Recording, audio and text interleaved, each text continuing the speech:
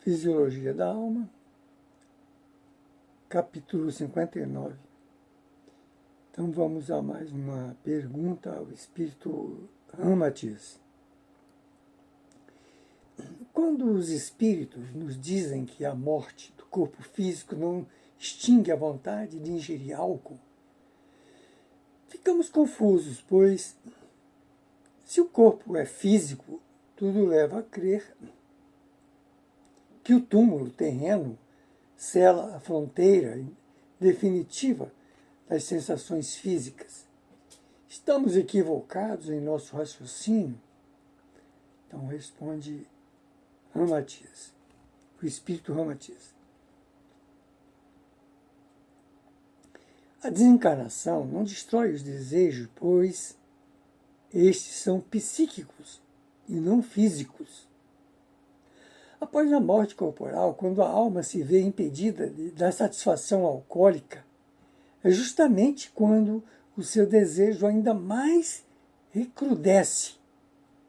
E a ideia da impossibilidade de saciar o vício produz-lhe algo atroz, desesperador.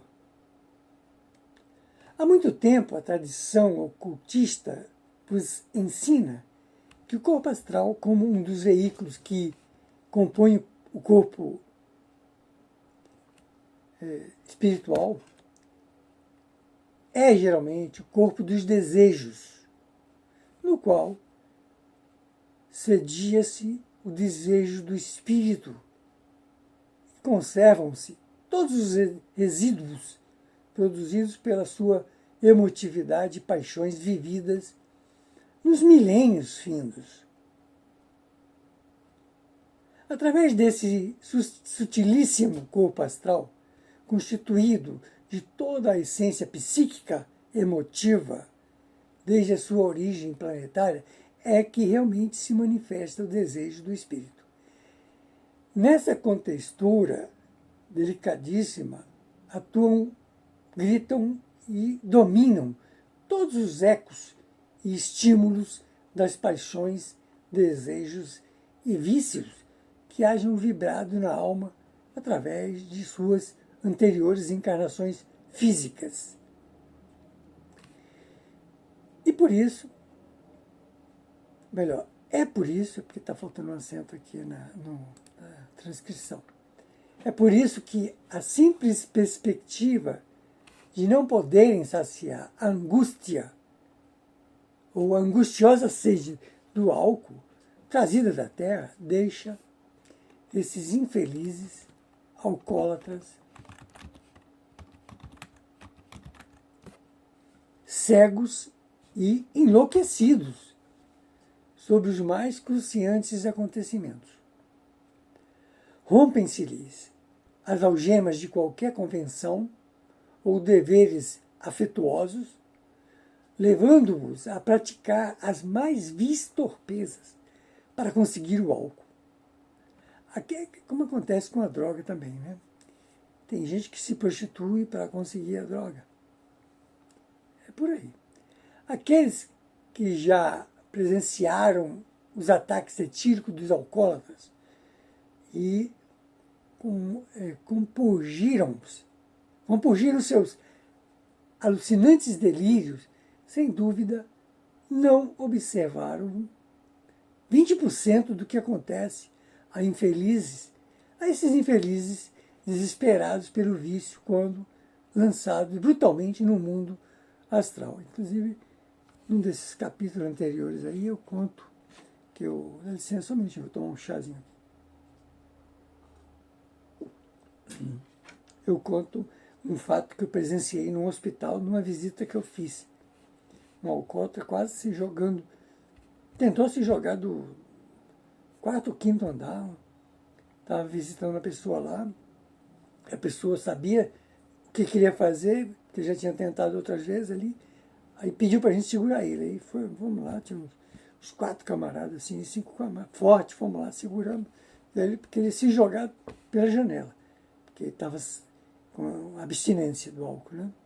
Estava no hospital, tomando soro, coisa e tal. Bom, além disso, as entidades das sombras procuram auxiliar os viciados a recém-chegados ao espaço, ensinando-os a ter paciência e a buscar o seu médio eletivo na crosta terráquea, né? Os viciados que estão encarnados, para beber o ectoplasma através dele, a fim de torná-lo um dócil caneco vivo, que, na forma de um canal, lhes mitigará no mundo material a sede ardente do álcool. Vamos a mais uma pergunta ao espírito Ramatiz. Qual a ideia mais clara que poderíamos formar desses infelizes que denominamos canecos vivos, que são os viciados que ainda estão encarnados, né? Ramatiz explica. Designo como caneco vivo a criatura que se deixa dominar completamente pelo vício do álcool, tornando-se enfraquecido no seu senso de comando psicológico e espiritual.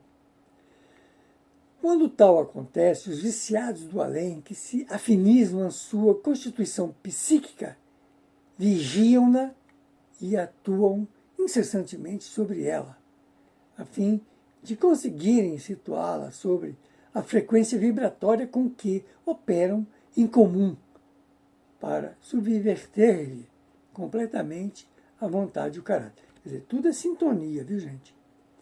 Vamos estar sempre atento a isso.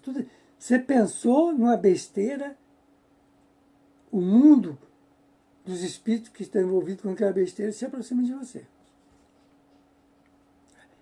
Desejou atropelar alguém no trânsito? Pode ter certeza. Pensamento é força. Pode.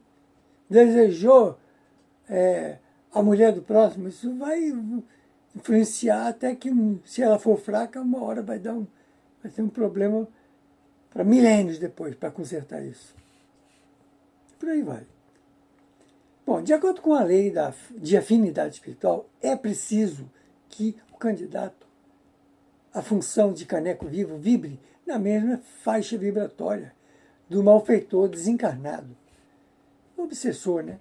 Pois só deste modo, é que se consegue agir com êxito e interceptar qualquer inspiração superior que possa ser enviada à sua vítima, no sentido de se livrar do vício. Quer dizer, as pessoas que já estão nesse clima, os obsessores bloqueiam até as mentes que estão tentando ajudar ela, para que não alcance a mente dela.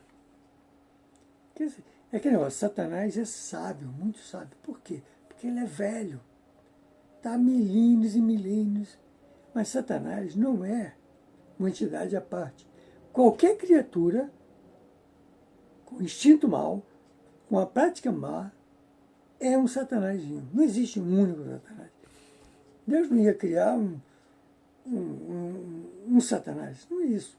Todos os espíritos que se desviam pelo descumprimento das leis divinas, pelo erro causado por causa do livre-arbítrio que Deus nos dá, né? Aquela escolha, você sabe o que é o bem, certo, sabe o que é errado. Todo mundo sabe. Por mais ignorante, por mais rudimentar que seja um espírito, ele recebe a explicação do que é certo e do que é errado. Escolhe o errado. O caminho é desastroso. Bom, assim que o obsessor consegue domínio completo sobre o bêbado encarnado, trata de cercá-lo de cuidados e protegê-lo contra outras entidades encarnadas que também o possam usar como caneco vivo. Tem até um ditado aí que o povo diz no vulgo popular, né? Deus protege até os bêbados, para não ser atropelado, para não cair numa ribanceira. É dito popular, mas tem fundamento, né? Os obsessores ficam protegendo o cara para continuar bebendo através dele.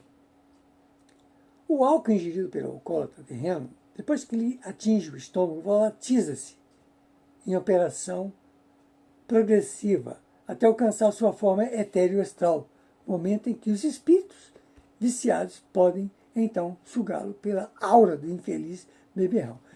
Ele se transforma em ectoplasma, né? Porque o espírito desencarnado não tem condição de criar o ectoplasma. O ectoplasma só surge de uma junção da coisa material com o corpo físico de um espírito encarnado. Trata-se de uma espécie de repulsiva operação de vampirismo que, para satisfazer em parte aos desencarnados, exaure a vitalidade da vítima. A vítima também perde energia, vitalidade. Certas vezes, aglomeram-se várias entidades viciadas sobre a aura de um mesmo bêbado, constituindo uma grotesca e degradante cena de sucção de álcool. Lembra daquela passagem de Jesus, que uma multidão de espíritos estava lá no endemoniado? Lembra dessa passagem? Eu já falei sobre ela aqui no outro capítulo, na página escrita do Evangelho, que eu tenho aqui também no TikTok e no YouTube. Bom, trabalham furiosamente para que o infeliz aumente sua dose de álcool, pois ele representa o transformador, que dele satura-se cada vez mais a fim de cumprir a repulsiva tarefa de dar de beber aos viciados do além. Daí o motivo porque muitos alcoólatras insistem em afirmar que uma força oculta os obriga a beber cada vez mais, até que chegam a cair ao solo inconscientes. Saturados então de álcool, quais míseros farrapos humanos, né? A exudarem os vapores repelentes da embriaguez total. Eles atravessam o resto de suas existências transformados em vítimas dos seus obsessores, que astuciosamente se ocultam nas sombras do além-túmulo. Vamos chegar aqui nesse capítulo, esse é o capítulo 59 do livro Fisiologia da Alma do Espírito Ramatiz, psicografado pelo médium Hercílio Maes.